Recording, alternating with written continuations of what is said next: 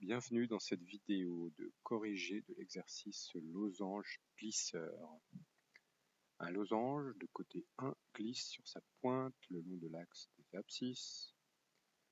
Donc la pointe du losange, c'est la pointe du bas, ici le point A, qui va donc glisser sur l'axe des abscisses. On va le retrouver sur la deuxième image ici. Et la position limite du losange, c'est quand le côté BA' est collé contre l'axe des ordonnées qui figure un mur, l'axe des abscisses figurant le sol. Donc ici on a le sol, ici on a le mur. Donc la position limite, c'est le point A, de telle manière que le segment BA' soit contre le mur.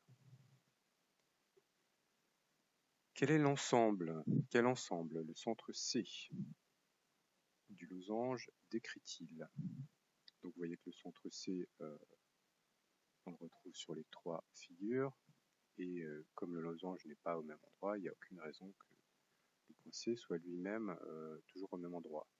Ceci dit, existe-t-il un ensemble, une courbe, qui serait décrite par le centre du losange? Nous allons voir ça sur GeoGebra.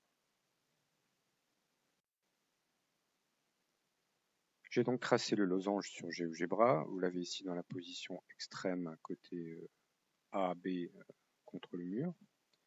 Et je vais donc déplacer le point A et faire glisser le losange sur le sol entre ces positions limites, celle-ci et celle-là. On peut observer les déplacements, les traces des points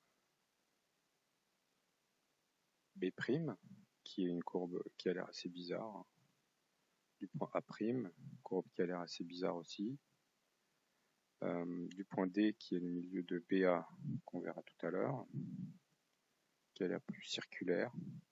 Quant au point C, il a l'air de se déplacer, mais sur un petit segment. Il n'a pas l'air de se déplacer sur une courbe. Donc notre conjecture, c'est que le point C se déplace en fait sur une droite, mais sur un petit segment de cette droite verte ici, qu'il va falloir identifier.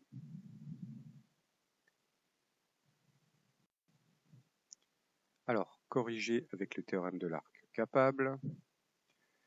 On a dans notre losange le triangle BCA, un quart du losange qui est un triangle rectangle en C. BCA est un triangle rectangle en C. Et nous avons le triangle vert BEA qui lui est rectangle en E car le mur est perpendiculaire au sol. Donc c'est le triangle BEA, rectangle en E. Ces deux triangles rectangles ont une même hypoténuse BA, qui est donc le diamètre d'un cercle sur lequel figurent le point C et le point E. Donc le cercle de diamètre BA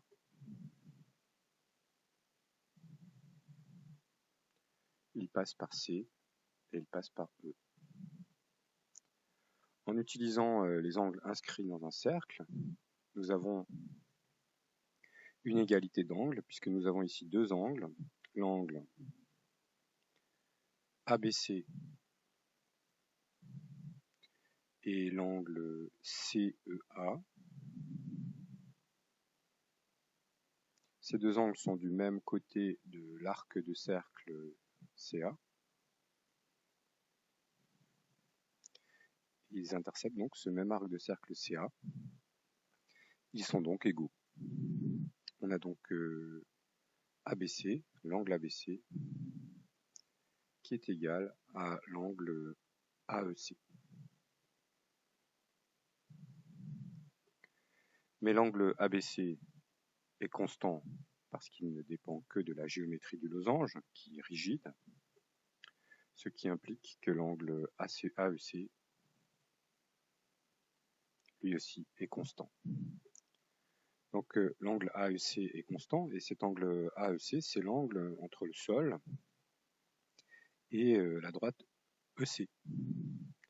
Ça veut dire que le point C, il est toujours dans le même angle avec le sol, entre le sol et la droite EC.